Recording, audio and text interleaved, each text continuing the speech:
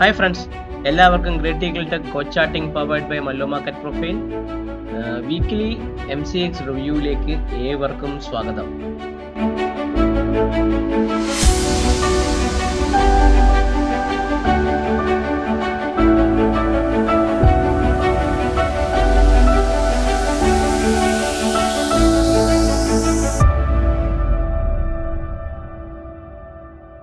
കുറച്ച് ദിവസത്തിന് ശേഷമൊക്കെയാണ് എൻ്റെ വീഡിയോ ഒക്കെ വരുന്നത്. കുറച്ച് തിരക്കായിരുന്നു. ഞാൻ തിരക്കല്ല, എനിക്കൊന്നുകൂടി യാത്രകളൊക്കെ ഉണ്ടായിരുന്നു. പിന്നെ ഒന്നുകൂടി ട്രീറ്റ്മെൻറ്റിൻ്റെ കാര്യങ്ങളും അങ്ങനെ കുറച്ച് കാര്യങ്ങളിലൊക്കെ അത്യാവശ്യമുണ്ട്. അതിൻ്റെ കണ്ടിന്യൂവേഷൻ ഉണ്ട്. അതായത് ജാനുവരി 3rd 6th ഒക്കെ ആകുമ്പോഴേ എൻ്റെ അത് കംപ്ലീഷനൊക്കെ ആവുള്ളൂ. അപ്പം അതിലൊന്നുകൂടി ഇടയ്ക്ക് ചെറിയൊരു യാത്രയും ഫാമിലി പരമായ ട്രിപ്പുകളൊക്കെ ഉള്ളതുകൊണ്ട് എല്ലാം കൂടെ മൊത്തത്തിൽ എല്ലാ വർഷവും ഈ ഒരു സമയത്തൊരു എന്താണ് ഹറിബറി മൂവ്മെൻറ്റ്സും അങ്ങോട്ടും ഇങ്ങോട്ടൊക്കെ ഉള്ള സമയമാണ്. കൂടാതെ മാർക്കറ്റിൽ നിങ്ങൾക്ക് അറിയാൻ പറ്റും, വിക്സ് 10 താഴെ നിൽക്കുന്നുണ്ട്. മാർക്കറ്റിൽ ഒരു മൂവ്മെന്റ് ഇല്ല. ഈവൻ ദോ നമ്മുടെ നിഫ്റ്റി ആയാലും, നിഫ്റ്റിയിൽ നമ്മൾ വീഡിയോ വരുന്നുണ്ട്. ഞാൻ പൊതുവെ മാർക്കറ്റിൽ പൈസ നമ്മൾ കൊടുത്താലും ഒരു ബെനിഫിറ്റഡ് ആയിട്ടുള്ള ഒരു മൂവ്മെന്റ് തരുന്ന രീതിയിലുള്ള മാർക്കറ്റ് മൂവ്മെന്റ്സ് വളരെ കുറവായ ദിവസവും കൂടെയായിരുന്നു ഈ വരാമുന്ന കുറച്ച് ഒരു 12 ദിവസമായിട്ട് നമ്മുടെ മാർക്കറ്റിൽ നടന്നുകൊണ്ടിരിക്കുന്നത്. പക്ഷേ അതിലെല്ലാം വ്യത്യസ്തമായിട്ട് നമ്മുടെ കമ്മോഡിറ്റി മാർക്കറ്റ് നല്ല അടിപൊളി അടാറ് മൂവ്മെന്റ്സ് തരുന്നുണ്ട്. നിങ്ങൾ നോക്കിയാൽ അറിയാൻ പറ്റും, കിടിലം മൂവ്മെന്റ്സ് ഒക്കെയാണ് ആര് തരുന്നത്? നമ്മുടെ കമ്മോഡിറ്റി മാർക്കറ്റിൽ ഗോൾഡ്, സിൽവറും. Especially silver is flying like anything എന്ന് വേണമെങ്കിൽ പറയാം. ഞാൻ നിങ്ങളടുത്ത് പറയും, ഒരു $49 സിൽവർ പൊട്ടിയ സമയത്ത് ഞാനൊരു ഗ്രൂപ്പിൽ മെസ്സേജ് അയച്ചു. എൻ്റെ ടെലിഗ്രാമിലും ഞാൻ എൻ്റെ ഫേസ്ബുക്കിലെ പോസ്റ്റിലും സിൽവറിനെ കുറിച്ചൊരു ആർട്ടിക്കിൾ ഇട്ടിട്ടുണ്ടായിരുന്നു. നിങ്ങൾക്ക് വായിച്ചിട്ടുണ്ടെങ്കിൽ നിങ്ങൾക്ക് അറിയാൻ പറ്റും. Silver is going towards $89 to $90. അതായത് സിൽവറിൻ്റെയും ഗോൾഡിൻ്റെ പ്രയോറിറ്റി ആൻഡ് പാരിറ്റി റേഷ്യോ വെച്ച് സിൽവർ $89 to $90 വരെ എത്താനുള്ള ചാൻസ് വളരെ കൂടുതലാണെന്നാണ് ഞാൻ സെപ്റ്റംബർ മാസത്തിൽ കൊടുത്ത ആ ഒരു റിവ്യൂവിൽ പറഞ്ഞത്. ഇപ്പം ഒക്ടോബർ, നവംബർ, ഡിസംബർ കഴിഞ്ഞു. 3 മാസം കഴിഞ്ഞപ്പോഴേക്കും സിൽവർ എവിടം വരെ എത്തി?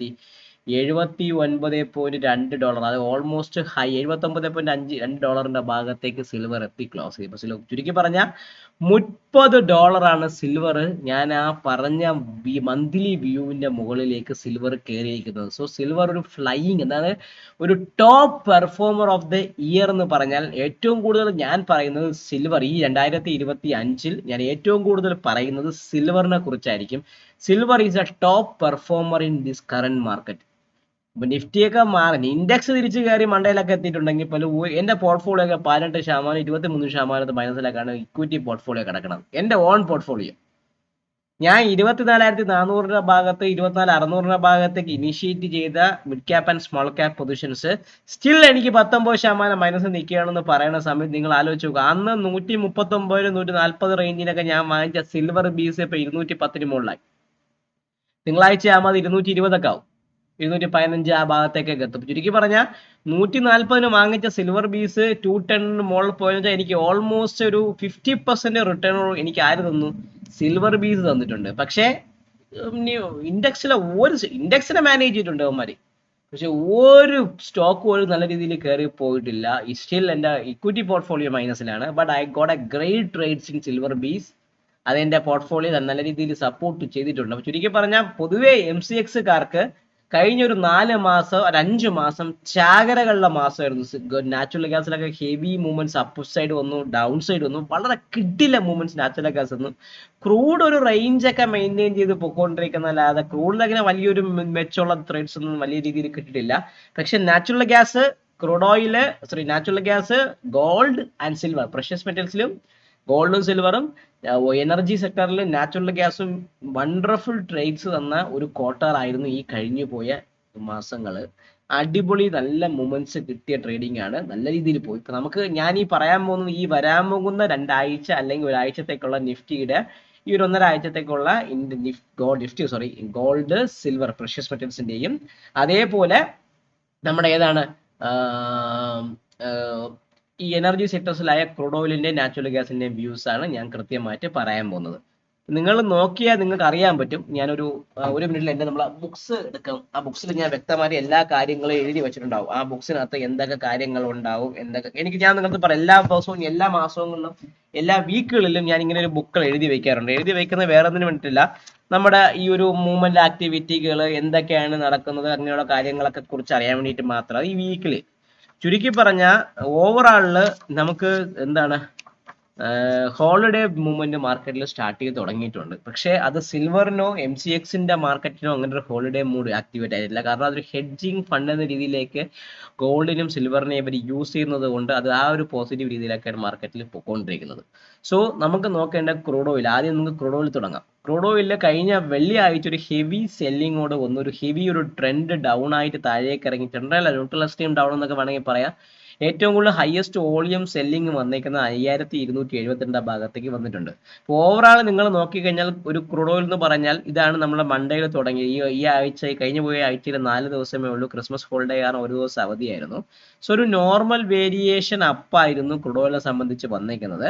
ഒരു വീക്ക്ലി വ്യൂ നിങ്ങൾ നോക്കുന്ന സമയത്ത് വീക്ക്ലി വ്യൂ നമ്മൾ എടുക്കുമ്പം ആ വീക്ക്ലി വ്യൂവിനകത്ത് കൃത്യമായിട്ട് പറയുകയാണെങ്കിൽ നമ്മുടെ ക്രൂഡ് ഓയിൽ ഒരു നോർമൽ വേരിയേഷൻ അപ്പാണ്. വീക്കിലി ഞാനിപ്പോൾ വീക്കിലിയുടെ ചാർട്ടിലേക്ക് മൂവ് ചെയ്യുമ്പോൾ നിങ്ങൾക്ക് കാണിച്ചു തരാം.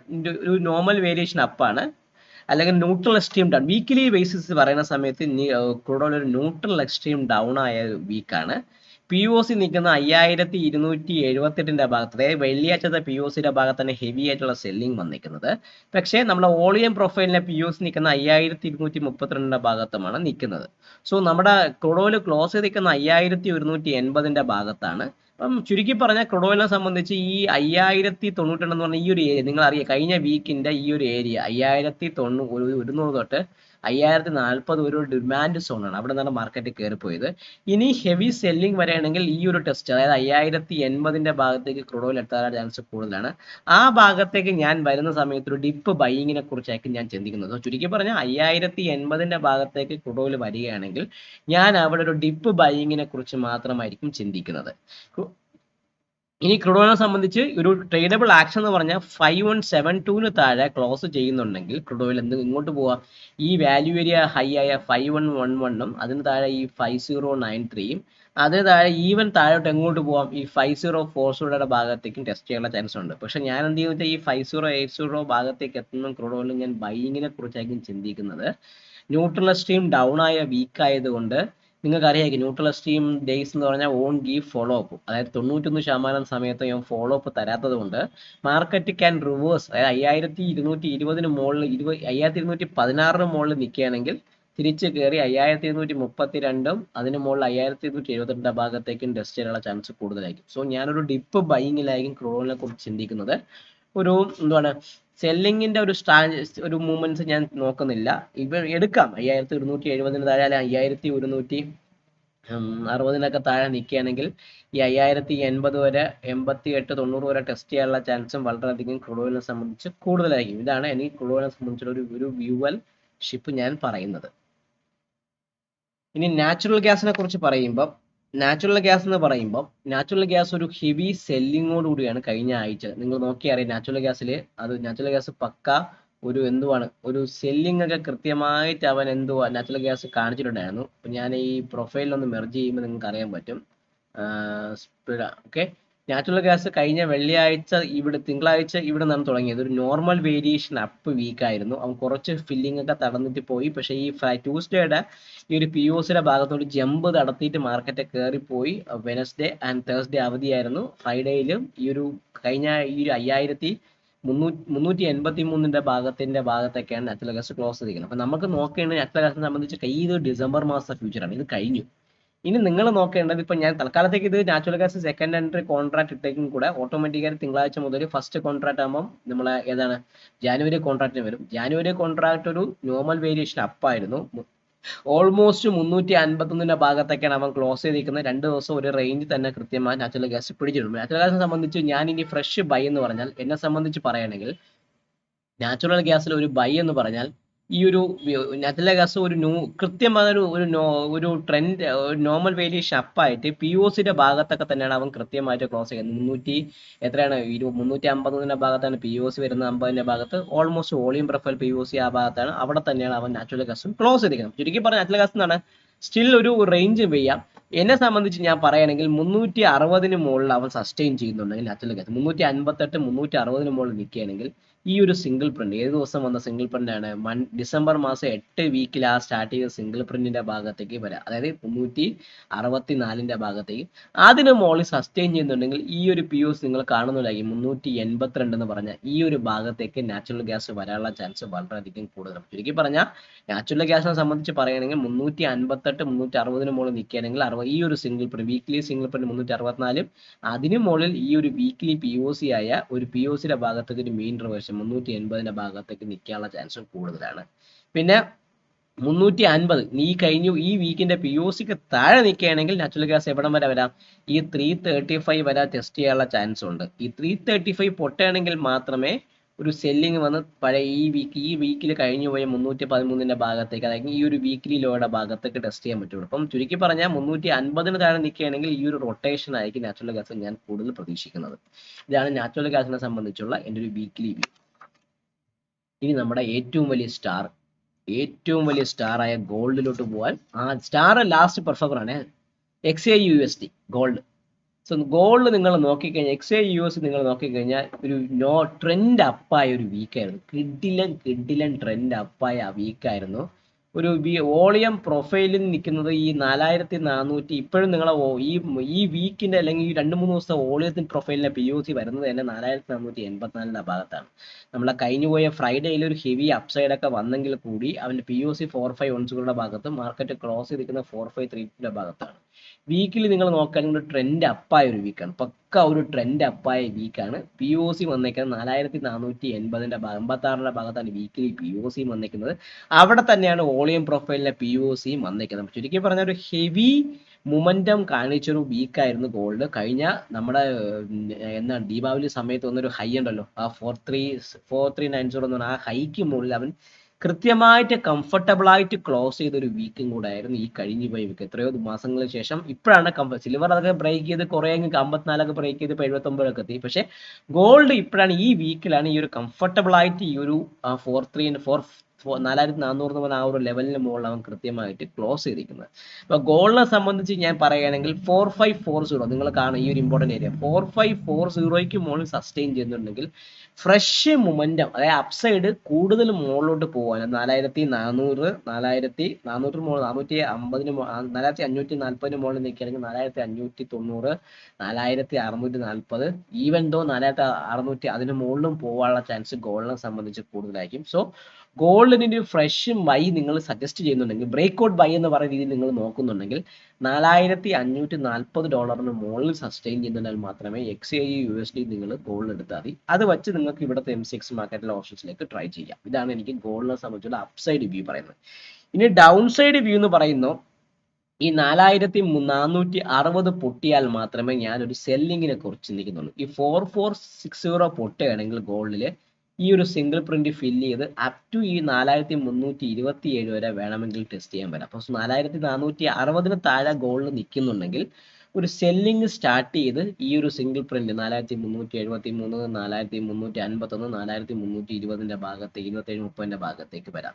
പക്ഷെ ഞാനൊരു കാര്യം ചെയ്യും, എന്നെ സംബന്ധിച്ച് 4360നും 4330നും ഇടയ്ക്ക് ഗോൾഡ് പറയുകയാണെങ്കിൽ ഞാൻ സെല്ലിങ് മുകളിൽ നിന്ന് സെല്ല് ചെയ്തതിനെക്കാട്ടി ഞാൻ കുറച്ചും കൂടെ കൂടുതൽ നോക്കുന്നത്, ഞാൻ താഴെ വരുന്ന സമയത്ത് ഈ 4340ന്റെയും 4370ന്റെയും ഈ ഒരു 4320 4360 ഈ 30 പോയിന്റ് 40 പോയിന്റ് ഇടയ്ക്ക് മാർക്കറ്റ് വരുന്ന സമയത്ത് ഞാൻ ഗോൾഡ് ബൈ ചെയ്യാനേ ശ്രമിക്കുള്ളൂ. ഞാനൊരു സെല്ലിങ്ങിനെ കുറിച്ച് ചിന്തിക്കുന്നില്ല. താഴേക്ക് ഇറങ്ങി വരുമ്പോൾ ഡിപ്പിൽ ബൈയിനെ കുറിച്ച് ഞാൻ ചിന്തിക്കുന്നുള്ളൂ. കാരണം വേറെ ഒന്നുമില്ല, എങ്ങനെ നമുക്ക് എടുക്കുമ്പോഴേക്കും തിരിച്ച് ഹെവി മൊമെന്റത്തോടുകൂടി മാർക്കറ്റ് മുകളിലോട്ട് പോയി നമ്മളെ സ്റ്റോപ്പ് ലോസ് ഹിറ്റ് ആവുന്നത്. അപ്പം അതുകൊണ്ട് അതൊരു റിസ്കി സെല്ലാണ്. 4460 താഴെ നിൽക്കുമ്പോൾ ഹെവി റിസ്കി സെല്ലായിരിക്കും. ബട്ട് ഞാൻ ആ റിസ്ക് ഓപ്റ്റ് ചെയ്യുന്നില്ല. ഞാൻ ഡിപ്പിൽ എത്തുമ്പോൾ ഞാൻ ഒരു ബൈയിങ്ങിനെ കുറിച്ച് മാത്രമേ ഞാൻ ഗോൾഡിനെ കുറിച്ച് ചിന്തിക്കുന്നുള്ളൂ. സോ ഡിപ്പ് ബൈയിങ് എവിടെ 4370 330ന്റെ ഭാഗത്ത് എത്തുമ്പോൾ ഡിപ്പ് ബൈയിങ് പോസിബിൾ ആണ്.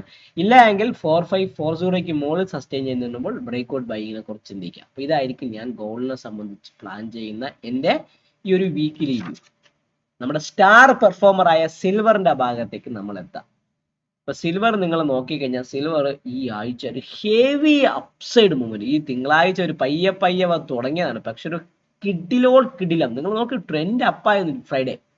ഒരു കിഡിലൻ ട്രെൻഡ് അപ്പായ ഒരു വീക്കായിരുന്നു സിൽവറിനെ സംബന്ധിച്ച് വന്നിട്ടുള്ള. സിൽവർ ഹെവി അപ്പായിരുന്നു. ഹെവി അപ്പ് എന്ന് പറഞ്ഞാൽ ഹെവി അപ്പാണ്. സിൽവറിന്റെ വോളിയം നിൽക്കുന്നത് 69, ഈ വീക്കിന്റെ വോളിയം നിൽക്കുന്നത് $69 ഭാഗത്താണ്. അപ്പൊ ചുരുക്കി പറഞ്ഞാൽ എന്തേലും സെല്ലിംഗ് ഉണ്ടെങ്കിൽ നല്ലൊരു ഹെവി സെല്ലിംഗ് വന്ന് ഈ $69 ഭാഗത്തൊക്കെ ടെസ്റ്റ് വരാനുള്ള ചാൻസ് കൂടുതലാണ്. അതുകൊണ്ട് ഞാൻ സിൽവർ ഇനി ഞാൻ ഫ്രഷ് മൊമെന്റ് ഇവിടെ ഞാൻ സിൽവറിന് ആഡ് ചെയ്യുന്നില്ല. കാരണം റിസ്കി ആയിട്ട് നിൽക്കുന്നത് ഒരു ബ്രിമ്മ് റിസ്കി നിൽക്കുകയാണ്. ഒരു പ്രോഫിറ്റ് ബുക്കിങ്ങിന് ഒരു റീസണബിൾ ആക്ഷൻ വന്നിട്ടില്ല. സോ അതുകൊണ്ട് ഞാൻ സിൽവറിൽ ഒരു ബൈയെ കുറിച്ച് ചിന്തിക്കുന്നുണ്ടെങ്കിൽ ഇനി $69 ഭാഗത്തേക്ക് മാർക്കറ്റ് എത്തുമ്പോൾ ഞാനൊരു ബൈയെ കുറിച്ച് ചിന്തിക്കും. ക്ലിയർ ആണല്ലോ? $69 ഭാഗത്തേക്ക് സിൽവർ എത്തുന്ന സമയത്ത് ഞാനൊരു ബൈയെ കുറിച്ച് ചിന്തിക്കും. അതാണ് എൻ്റെ ഇപ്പോഴത്തെ സിൽവറിനുള്ള ആക്ഷൻ. സിൽവറിൽ ഞാനൊരു പോസ് മോഡിലേക്ക് വന്നിട്ടുണ്ട്. സിൽവറിൽ ഒരു പോസ് മോഡിലേക്ക് ഞാൻ വന്നിട്ടുണ്ട്. കാരണം ഹെവി ആയിട്ട് ഫ്ലക്ച്വേറ്റ് ചെയ്ത് സിൽവർ മൂവ് ചെയ്യുന്നുണ്ട്. ഒരു പ്രോഫിറ്റ് ബുക്കിംഗ് വരികയാണെങ്കിൽ നല്ല രീതിയിൽ ഒരു സെല്ലിംഗ് വരാം. കാരണം പ്രത്യേകിച്ച് അമേരിക്കൻ മാർക്കറ്റിന്റെ ഫിനാൻഷ്യൽ ക്ലോസിംഗ് ആണ്. നമ്മുടെ ചൈനീസ് മാർക്കറ്റ്, ജപ്പാൻ മാർക്കറ്റ്, അവർക്കെല്ലാം ഹോളിഡേയ്സ് ഉണ്ട്. ന്യൂ ഇയർ വളരെ വലിയ ഹോളിഡേയ്സ് ആണ്. അപ്പം അങ്ങനെയൊക്കെ വരുന്നുണ്ട്. അക്രോസ് ദ ഗ്ലോബിൽ ഒരു പ്രോഫിറ്റ് ബുക്കിംഗ് വരെയാണെങ്കിൽ സിൽവറിന് അത് നല്ല രീതിയിൽ ബാധിക്കും. അതുകൊണ്ട് ഞാൻ സിൽവറിന് ഫ്രഷ് മൊമെന്റേറിയൽ ട്രേഡ് ഞാൻ സിൽവറിൽ ആഡ് ചെയ്യുന്നില്ല. പകരം ഡിപ്പ് $69 ഭാഗത്തൊക്കെ ഡിപ്പ് എത്തുമ്പോൾ മാത്രമേ ഞാൻ സിൽവറിൽ ഒരു പൊസിഷൻസ് ആഡ് ചെയ്യുന്നുള്ളൂ. ഇതാണ് എൻ്റെ ഒരു വീക്കിലി ഒരു റിവ്യൂ. സോ ഓവറാൾ പ്രഷ്യസ് മെറ്റൽസിൽ ബൈ ഓൺ സ്ട്രാറ്റജിയാണ്. ഗോൾഡിൽ 4320 4370 ഭാഗത്ത് ഒരു ബൈയിങ്ങിനെ കുറിച്ച് ചിന്തിക്കാം.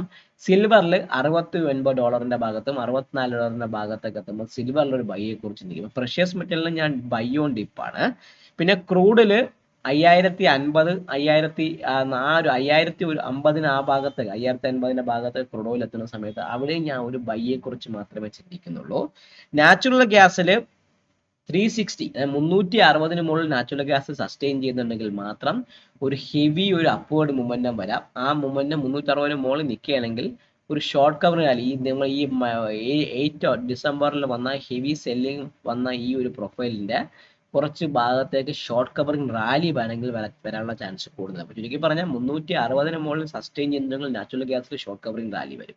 ഗോൾഡ് ആൻഡ് സിൽവറിൽ 4320 370 ഭാഗത്ത് ഗോൾഡിനും $69 $64 ഇടയ്ക്ക് വരെയാണെങ്കിൽ സിൽവറിലും ഒരു ബൈ ഓൺ ഡിപ്പ് എടുക്കാം. ക്രൂഡ് ഓയിലിൽ $5050 ഭാഗത്ത് എത്തുമ്പോൾ ഒരു ബൈ ഓൺ ഡിപ്പ് ആയിരിക്കും എടുക്കുന്നത്. ഇതാണ് എൻ്റെ ഒരു ഈ വരാൻ പോകുന്ന വീക്കിൽ ടിൽ ട്യൂസ്ഡേ വരുന്ന നെക്സ്റ്റ് 6th 7th ജാനുവരി വരെയുള്ള എൻ്റെ ഒരു വ്യൂ. ഈ ലെവൽ കൃത്യമായിട്ടൊന്ന് മാർക്ക് ചെയ്യുക. അതനുസരിച്ച് മാക്സിമം ട്രേഡ് ചെയ്യാൻ വേണ്ടി ശ്രമിക്കുക. പിന്നെ MCXന്റെ സപ്പോർട്ട് പ്ലാൻ ഞാൻ തുടങ്ങിയിട്ടുണ്ട്. അതിൽ നമ്മൾ വ്യക്തമായിട്ട് കോൾസ് ബൈ തരും. വീക്കിലി 2 കോൾ 3 കോളൊക്കെ ആയിരിക്കും. അതിനെ വലിയ നമ്പർ ഓഫ് എണ്ണമൊന്നും കൊടുക്കൂല. പക്ഷെ കൊടുക്കുന്ന കോൾസിന് ക്വാളിറ്റിയോടുകൂടി കൊടുത്ത് നിങ്ങൾക്കൊരു റീസണബിൾ പ്രോഫിറ്റബിലിറ്റി വരിക, അത് നിങ്ങൾക്കൊരു ബെനിഫിറ്ററായി മാറുന്ന രീതിയിലാണ് ഞാൻ ആ ഒരു സപ്പോർട്ട് പ്ലാൻ ക്രിയേറ്റ് ചെയ്തിരിക്കുന്നത്. സോ അതിൽ ഞാൻ വളരെ ലിമിറ്റഡ് ആൾക്കാരെ മാത്രമേ എടുക്കുന്നുള്ളൂ. അപ്പം നാച്ചുറൽ MCXന്റെ സപ്പോർട്ട് പ്ലാനിൽ ജോയിൻ ചെയ്യാൻ വേണ്ടി തമ്മിലിൽ കാണിച്ച നമ്പറിൽ ബന്ധപ്പെടുക. എല്ലാവർക്കും നല്ലൊരു 2026 നേർന്നുകൊണ്ട് ഈ വീഡിയോയിൽ നിന്നും ഞാൻ സൈൻ ഓഫ് ചെയ്യുന്നു. നിങ്ങളുടെ സ്വന്തം വിഷ്ണുഗുപ്തൻ. വീഡിയോ കാണുക, ലൈക്ക് ചെയ്യുക, കമന്റ് ചെയ്യുക, സബ്സ്ക്രൈബ് ചെയ്യുക. നിങ്ങളെ ട്രേഡിംഗ് ഫ്രണ്ട്സിന് വീഡിയോ അയച്ചു കൊടുക്കാനും മറക്കാതിരിക്കുക. Take care and bye bye.